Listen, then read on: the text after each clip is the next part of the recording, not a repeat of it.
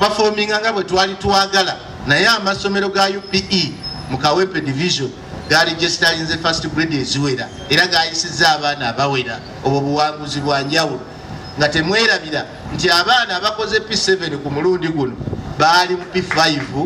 covid we yajjira naye olw'okuba emyaka gigenda bwe bakoze P7 omwaka oguwedde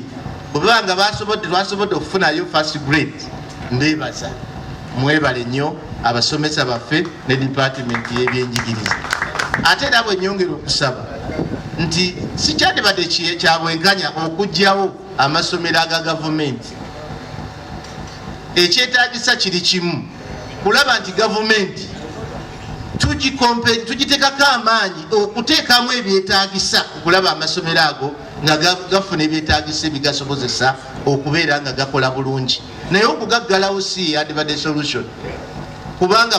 kujja ku gavumenti buvunanyizibwa bwayo buvunanyizibwa bwa gavumenti kwe kufuba okulaba nga amasomero ago gabaawo ate nga n'abaana b'eggwanga basoma genda mu maaso nina okwebaza okwenjawulo eri bannannyini masomero ag'obwannannyini private schools